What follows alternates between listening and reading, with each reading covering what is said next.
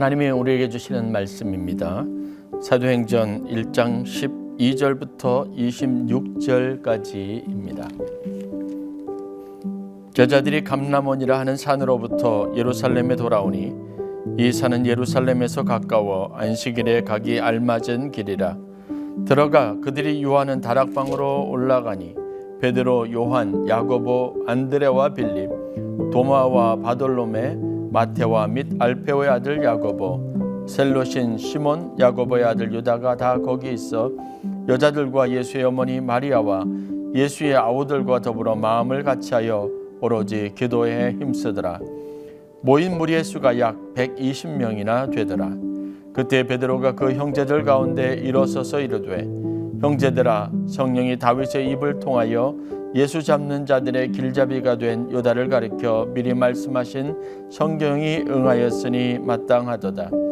이 사람은 본래 우리 수 가운데 참여하여 이 직무의 한 부분을 맡았던 자라. 이 사람이 불의의 삭스로 밭을 사고 후에 몸이 곤두박질하여 배가 터져 창자가 다 흘러나온지라. 이 일이 예루살렘에 사는 모든 사람에게 알려져 그들의 말로는 그 밭을 아겔다마라 하니 이는 피밭이라는 뜻이라. 시편에 기록하였으되 그의 거처를 황폐하게 하시며 거기 거하는 자가 없게 하소서 하였고, 또 일렀으되 그의 직분을 타인이 취하게 하소서 하였도다. 이러함으로 요한의 세례로부터 우리 가운데서 올려져 가실 때까지 주 예수께서 우리 가운데 출입하실 때 항상 우리와 함께 다니던 사람 중에 하나를 세워 우리와 더불어 예수께서 부활하심을 증언할 사람이 되게 하여야 하리라 하거늘, 그들이 두 사람을 내세우니 하나는 바사바라고도 하고 별명은 유스도라고 하는 요셉이요 하나는 matti아라.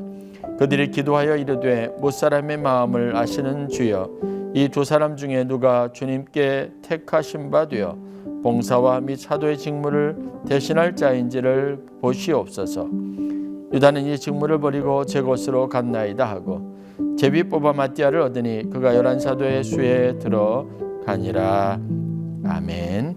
이는 살아계신 하나님의 말씀입니다. 사도행전 두 번째 시간입니다. 예수님께서 40일 동안 부활하신 후 제자들과 함께 머무시다가 그리고 승천하셨습니다. 지난주에는 그 마지막 승천하시면서 제자들에게 당부하신 말씀을 함께 나누었습니다.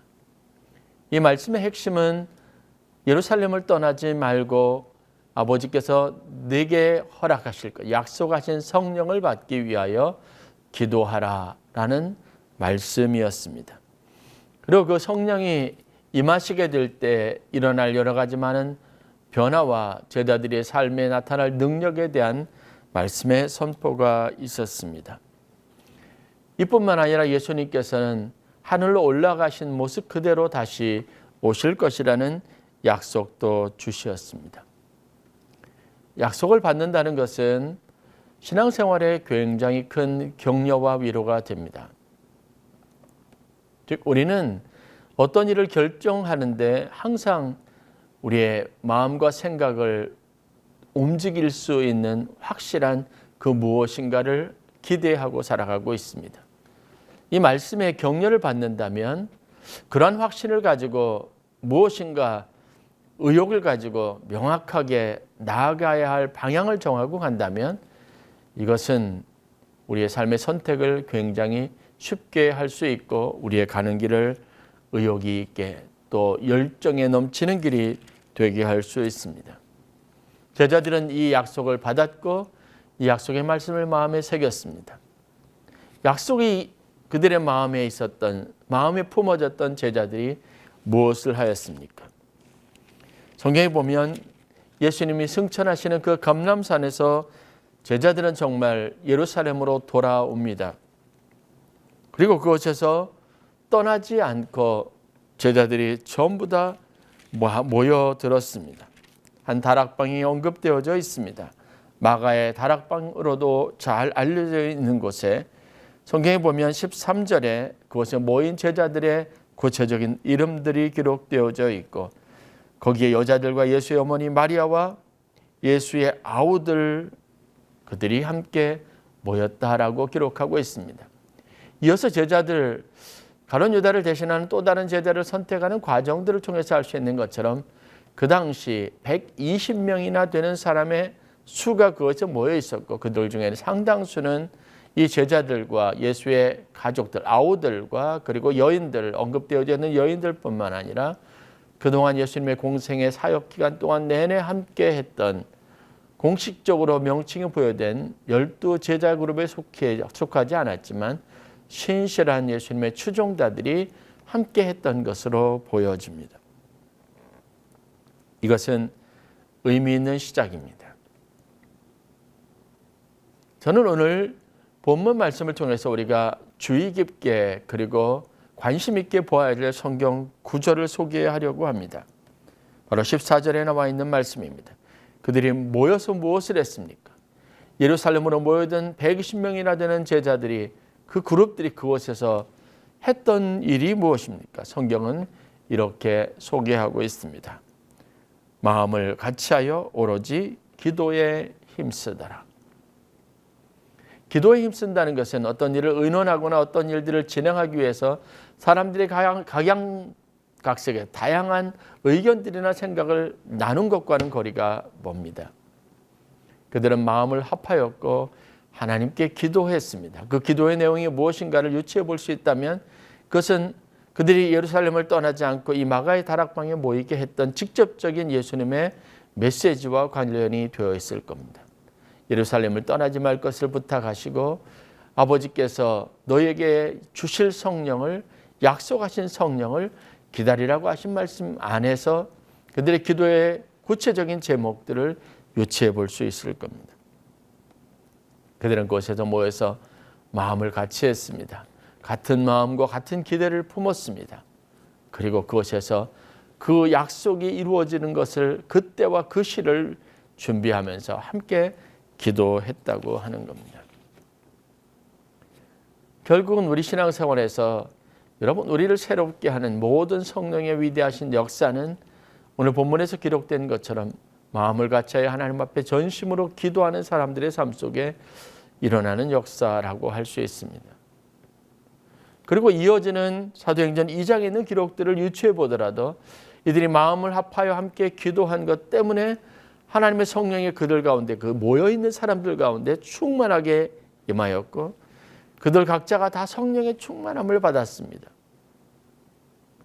그리고 그들은 각각 자기의 방언으로 자기들이 알아들을 수 있는 말들로 방언으로 말하기 시작했습니다.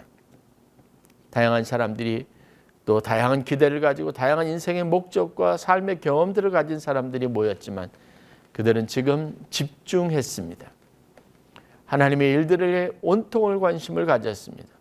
예수님께서 약속하신 것의 실현, 그것이 자신들의 삶 속에 이루어지기를 바라는 마음으로 하나가 되었습니다.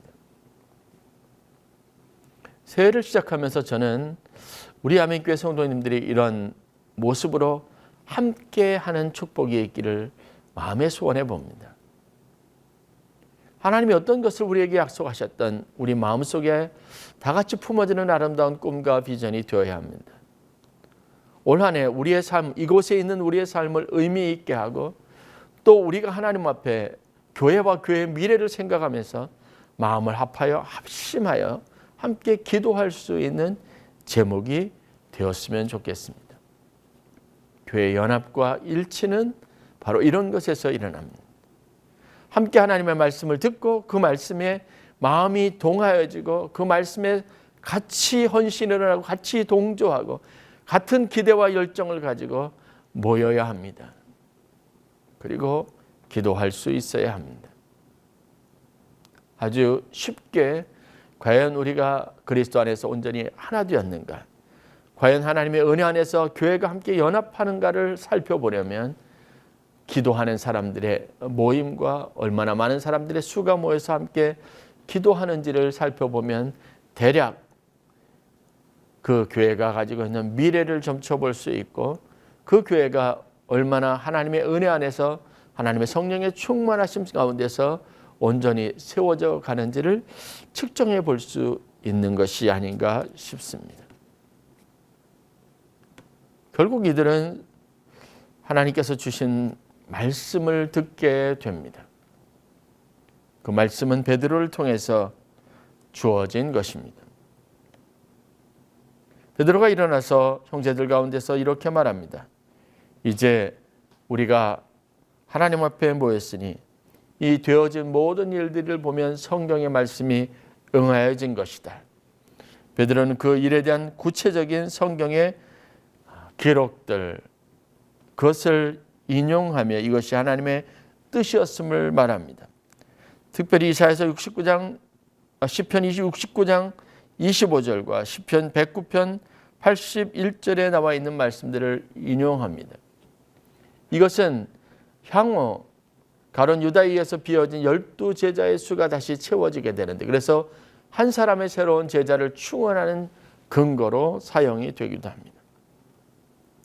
그리고 그들은 한 마음으로, 일치된 마음으로 같은 뜻을 가지고 예수님을 오래전부터 같이 따르던 신실한 사람들 중에 한 사람 마띠아를 제자로 세우는 결정으로 이어지게 됩니다. 보통 사람을 세우는 작업은 참 어렵고 힘이 듭니다. 왜냐하면 사람들을 바라보는 각자의 기준이 다르기 때문에 그렇습니다. 저희 교회에서 임직자들, 새로운 임원들을 세우는 일에 있어서 그 과정들이 참 신중하게, 그리고 합의되어져 있는 여러 가지 조건들과 상황들을, 그리고 여러 가지 원칙들에 의해서 진행이 됩니다. 이것은 객관성을 보증하고 가능한 한 사람들에게 있어서 인정받고, 그리고 사람들이 함께 그렇게 마음을 합하여 따를 수 있는 지도력을 가진 사람들을 세우고자 하는 그런 마음에서 비롯된 것입니다. 그럼에도 사람들마다 각기 다른 판단들을 가지고 있어서 그것 때문에 일어나는 여러 가지 문제들을 보기도 합니다. 그러므로 모인 사람들이, 거기에 참석한 사람들이 함께 마음을 갖추고 있다는 것은, 그리고 그 일에 같은 마음을 품고 같이 동조하고 그 일을 같이 축하하고 축복하는 이런 분위기가 된다는 것은 참으로 아름다운 일이 아닐 수 없습니다. 그만큼 힘든 과정이 포함이 되기 때문에 아마 그럴 겁니다. 그럼에도 불구하고 초대교회 사도들은, 아니 120명의 성도들은 가론 유다의 뒤를 대신할, 그 빈자리를 대신할 마띠아를 선발하는 과정에서 일치된 마음을 보였고, 그들이 마음이 하나 되어져서 이 어렵고 힘든 일들을 수행을 하게 됩니다. 물론 그들이 최종 2인의 후보를 추천을 받아서 그 중에서 제비 뽑는 방식으로 마띠아라고 하는 사람을 선발하게 됩니다. 그러나 이 일은 우리가 잘 아는 것처럼 하나님이 하신 일입니다. 24절의 성경의 기록입니다. 그들이 기도하여 이르되 두 무사람의 마음을 아시는 주여, 이 두 사람 중에 누가 주님께 택하신 바 되어 봉사와 및 사도의 직무를 대신할 자인지를 보이시옵소서. 그들이 어떤 방식으로 제비뽑기에 임했는지, 또 추천하게 되었는지, 이 과정들이 잘 설명이 되었는데 가장 적절한 성경의 표현들이 오늘 기록이 되어져 있는 겁니다. 그들은 기도하였습니다. 사람을 뽑는데 같은 마음을 가지고 기도했습니다. 우리 각 사람의 마음을 헤아리시는 이가 주님이신 것을 알았습니다. 인정했습니다. 그리고 이 두 사람 중에 뽑히는 그 사람이 주님의 마음에 합하여 선택된 자라고 하는 확실한 그런 증거들, 확신들을 가지고 있었다는 겁니다.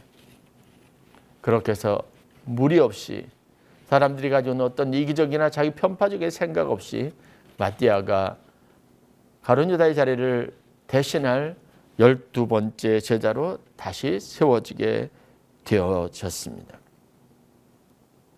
여러분, 이것은 제자들이 예루살렘에 모여서 마가의 다락방에서 기도하면서 했던 아름다운 이야기입니다.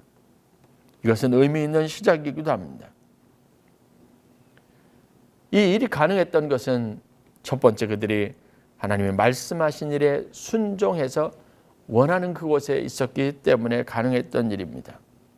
그리고 두 번째, 그들은 이 모든 일들에 하나님의 도우심을 구했다고 하는 겁니다. 기도했다는 것이 바로 그 의미를 갖습니다. 말씀에 순종하는 교회, 그리고 하나님의 뜻을 확증하고 하나님의 인도하심을 받기 위하여 기도하는 교회의 아름다운 모습이 초대교회 탄생의 가장 중요한 기초가 되었다는 사실을 우리가 오늘 성경 말씀을 통해서 보게 되는 겁니다. 마음을 같이 하는 교회의 아름다운 비전을 제가 여러분들과 함께 품기를 원합니다. 그 일을 위해서 함께 기도할 수 있는 새해가 되었으면 좋겠습니다. 저희 교회 새해에 하나님께서 새로운 기도의 활력을 불어넣어 주셨습니다.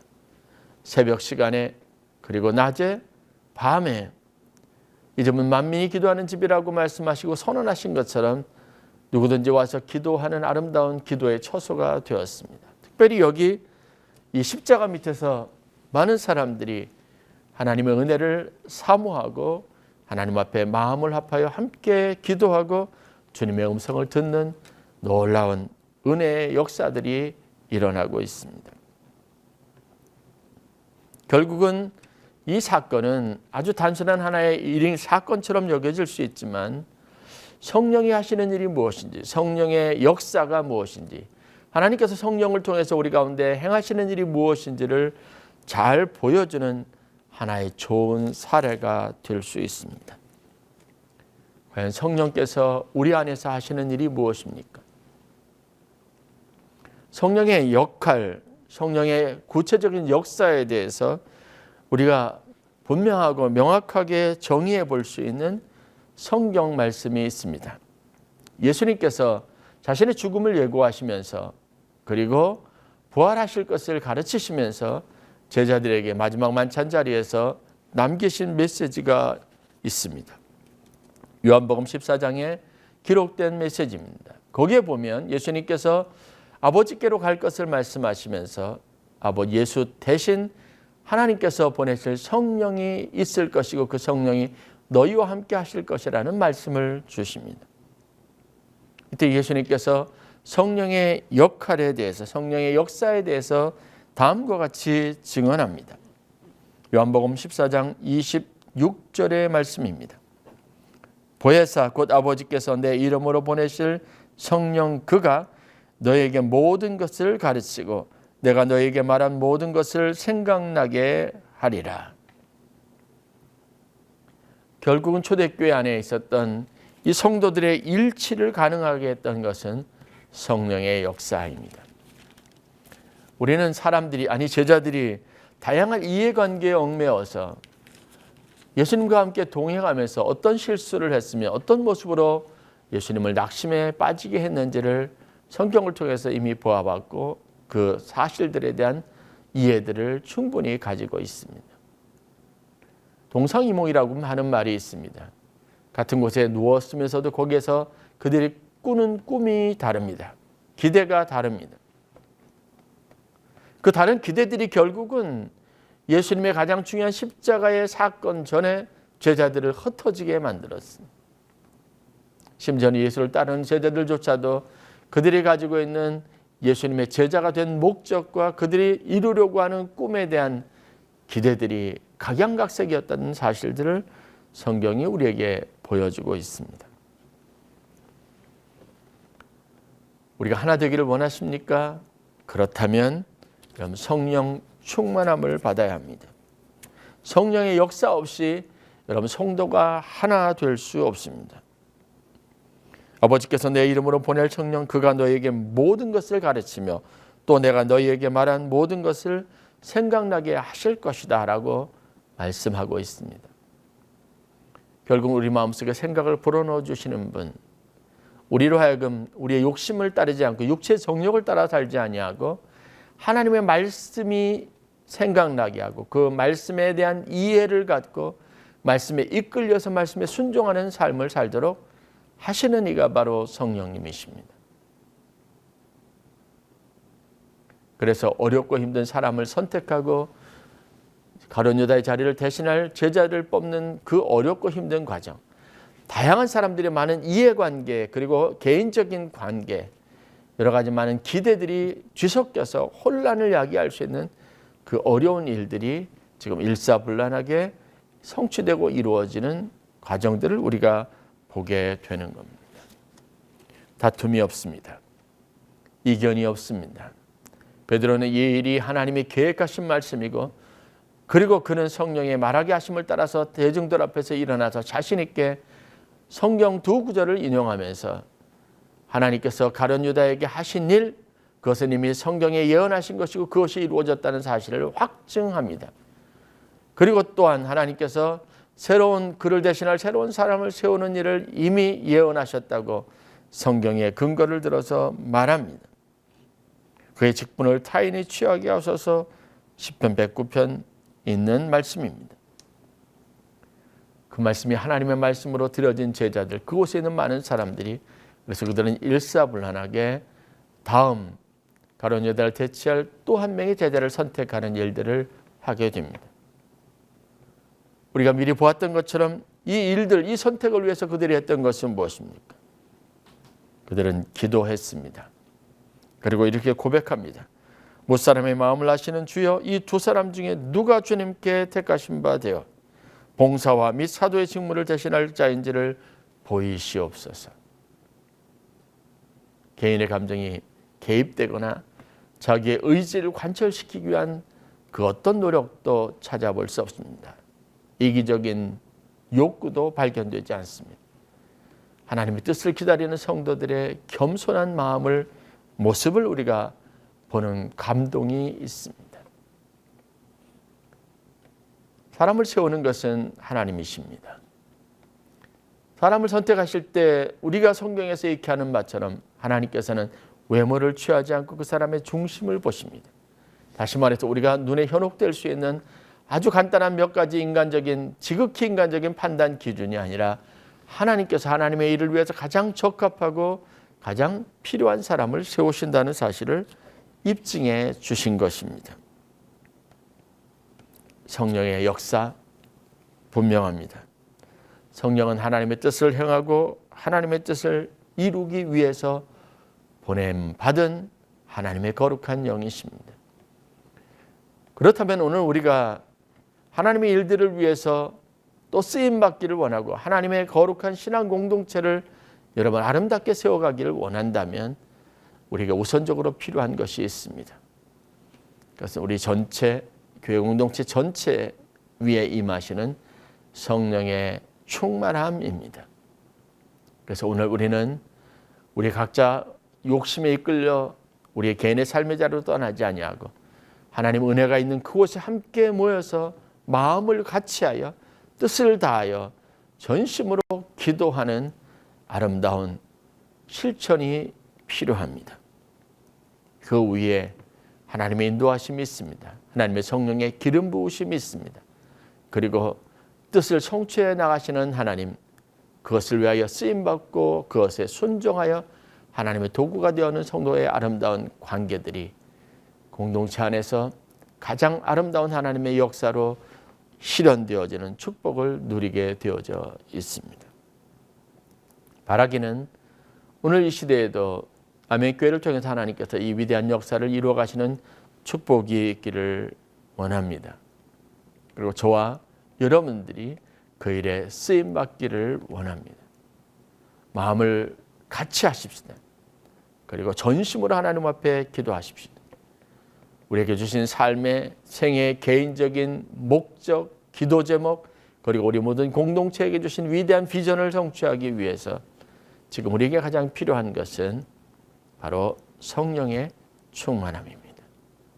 하나님의 약속의 말씀을 붙잡고 우리에게 약속하신 것을 떠나지 않고 마음을 다 같이 하여 오로지 기도에 힘쓰는 성도들이 되실 수 있기를 간절히 축원합니다.